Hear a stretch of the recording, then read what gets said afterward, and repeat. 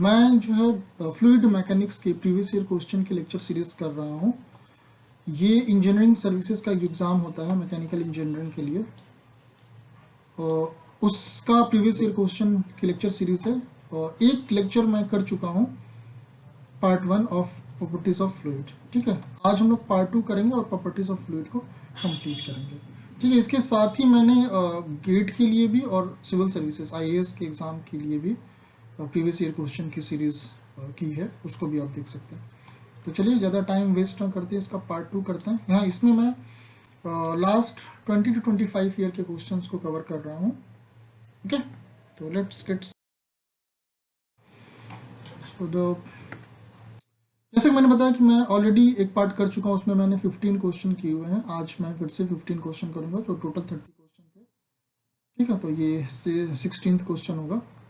Let's see, surface tension is due to cohesion. ठीक है, आप पढ़ लीजिएगा यहाँ पे। Next, what is difference between inside and outside of droplet of water? इसका बी हो जाएगा 4 सिग्मा बाई टी। ठीक है, 4 सिग्मा बाई टी, इसको बस से याद कर लीजिए, नहीं पता तो। Next, if the surface tension of water interface is 0.073 Newton per meter, the gauge pressure inside the drop of 1 mm diameter will be। तो क्या होता है, ये वाटर ड्रॉपलेट की बात कर रहा है। ओके, तो 4 सिग्मा बाई टी। ओके, याद रखिए कि वाटर ड्रॉपलेट 4 होता है, water bubble, water droplet, jet. ठीक है, तो वाटर ड्रॉपलेट का होता है 4 सिग्मा बाई टी, बबल का होता है 8 सिग्मा बाई टी, क्योंकि उसमें 2 लेयर होते हैं। ठीक है, इनर लेयर, आउटर लेयर, बीच में गैप होता है। ओके, तो वो होता है 8 सिग्मा बाई टी, और जेट का होता है 2 सिग्मा बाई टी। तो ये आप ये याद रख सकते हैं तीनों के लिए। तो इसमें वाटर रेन ड्रॉप की बात कर रहा है, तो that is 4 sigma by T. So 4 into sigma दिया हुआ 0.073, एंड डायमीटर एमएम में दिया, मीटर में कन्वर्ट कर लीजिए 0.001। If you simplify will get 292 newton per metre square. Answer will be T. Okay, next question देखिए, इसमें सोप बबल की बात कर रहा है। The same thing I was talking about soap bubble. Soap bubble क्या होता है, उसमें 2 लेयर होती है, उसका होता है 8 सिग्मा बाई टी। तो जो पहले वाला क्वेश्चन में 4 सिग्मा बाई टी था, इसमें आप 8 सिग्मा बाई टी कर लीजिए, सॉल्व करेंगे आपको मिलेगा C. Okay, next question capillarity आ गया। कैपिलरिटी में क्या पूछा हुआ था, the capillarity rise at 20 degree centigrade in clean glass tube of 1 mm diameter containing water is approximately. ठीक है, तो आपको पता है जो कैपिलरी राइज होता है, H is equal to 4 sigma cos theta by rho g t. ठीक है, तो ये फार्मूला होता है। ओके, तो अब इसमें रखिए, सिग्मा की वैल्यू दी हुई है 0.073, सरफेस टेंशन नहीं दिया है, फिर भी आपको याद पता रहना चाहिए कि वाटर का सरफेस टेंशन इतना होता है 0.073। रो पता है 1000 होता है, G 9.8, इसका सिर्फ डायमीटर दिया 0.001। If you simplify will get 30 mm, तो answer will B D. Next, which of the following is correct? The capillary rise on depression in a small diameter tube पढ़ते हैं, directly proportional to the specific weight of fluid। गलत। ये देखिए, ये formula होता है H is equal to 4 sigma cos theta by rho gt।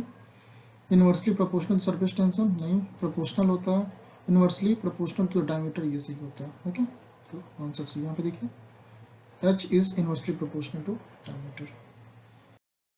Next question, assertion reason देखते हैं। The capillary tube is inserted in mercury kept in an open container. ठीक है, क्या बोल रहा है देखते हैं। The mercury level inside the tube shall rise above the level of mercury. गलत है। The cohesive force between the molecules of mercury is greater than the adhesive force between mercury, ये सही है। तो answer is D. Next, what is the capillary rise in a narrow 2-dimensional slit of width W, half of the capillary tube of diameter। यही पहला ही इसका option हो जाएगा। Okay, next देखते हैं। A narrow glass tube when emerges into mercury caused capillary depression and when inserted into water caused capillary rise, बिल्कुल सही है ये चीज़। ओके, mercury is denser than water, ये भी सही। देखिए ये दोनों सही है, बट ये चीज़ इस स्टेटमेंट की वजह, इसका एक्सप्लेनेशन थोड़ी नहीं है बता रहा है, तो इसका आंसर बी हो जाएगा। ठीक है, नेक्स्ट देखते हैं। Consider the following statement related to the fluid properties. ठीक है, वेपर प्रेशर दिया हुआ है, या तीन स्टेटमेंट दिया है, बोला कौन सा करेक्ट होगा। Okay, vapour pressure of water, ये चीज सही होती है। ठीक है, ये जो दिया हुआ है ये चीज सही होता है। ओके, आप यहाँ पढ़ी देखिए, vapour pressure of water at 373 degree I mean Kelvin means 100 degree centigrade is 1 atmosphere is this, इसको आप कन्वर्ट करेंगे न्यूटन मीटर पे, इतना होता है। ओके, ये सही है। अब सेकंड वाला देखिए, फर्स्ट सही है। Second, capillary height in centimeter of water is in contact with glass tube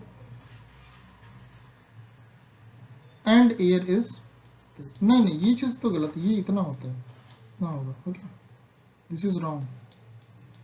okay, blood is a non Newtonian fluid, ये तो बिल्कुल गलत है, ये तो नॉन न्यूटोनियन फ्लूइड होता है, ये भी गलत है। ये तो आपका ऐसे ही तीसरे वाले से ही दो ऑप्शन एलिमिनेट हो जाता है, और दूसरा गलत है, तो इसका आंसर सिर्फ पहला ही सही होगा। ठीक है, ये भी गलत हो जाएगा, सेकंड गलत, ये भी गलत।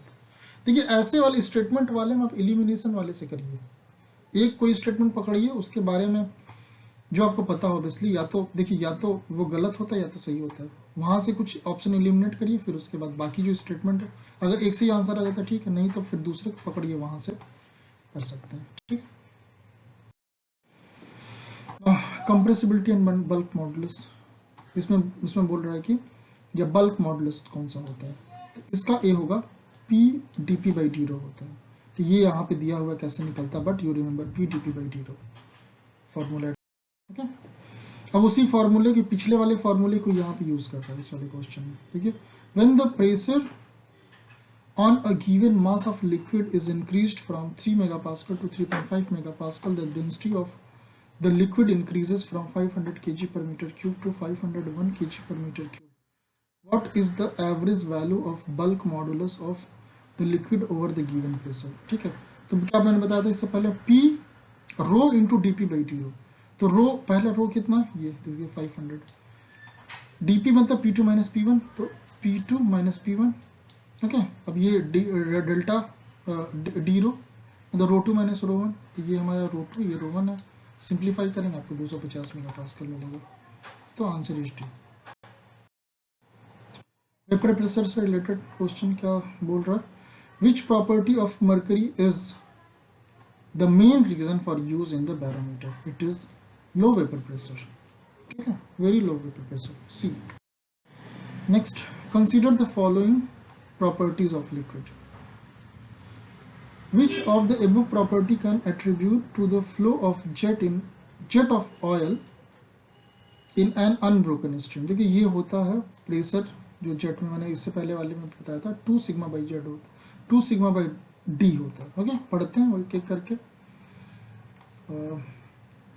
इसमें देखिए विस्कोसिटी तो नहीं होती है, सरफेस टेंशन होता है, सही है, कैपिलैरिटी नहीं होती है, वेपर प्रेशर नहीं होता है, आंसर बी हो जाएगा इसका। ठीक है, आप यहाँ पे पढ़ लीजिएगा, ये चीज़ें फार्मूला आप देखिए, इसी से यहाँ से आपको आंसर मिल जाएगा। ठीक है, लास्ट क्वेश्चन, यहाँ पे इधर इसकी यूनिट्स दी हुई है इधर। ओके, वेरिएबल और एक्सप्रेशन डायमेंशनल दिया हुआ है, करते हैं। देखिए डायनेमिक विस्कोसिटी का जो होता है, ये होता है mlt के power -1 T to the power -1। Okay, तो ये डायनेमिक विस्कोसिटी हो जाएगी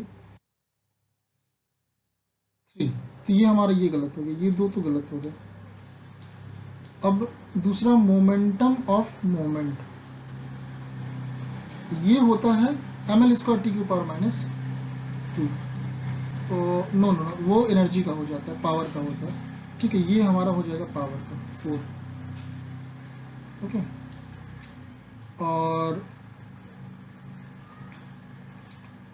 इट्स 1 सेकेंड नहीं, सी का हमारा सी ये नहीं होगा, सी हमारा ये होगा, ओके ये होगा, ठीक है।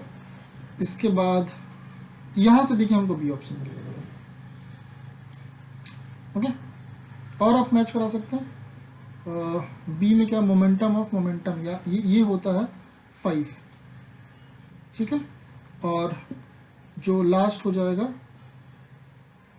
डी वाला ऑप्शन क्या है, वॉल्यूम मॉडुलस ऑफ इलास्टिसिटी, ये हमारा हो जाएगा 2, या ये ऐसे, ठीक है। ये थोड़ा सा कॉम्प्लिकेट, आपको इसका फॉर्मूला लिखिए, यूनिट से डायमेंशन बनाइए, वहाँ से हो जाएगा। ये थोड़ा सा कॉम्प्लिकेटेड है बट कोई दिक्कत नहीं है, अब इसका आंसर हो जाएगा भी, ठीक है।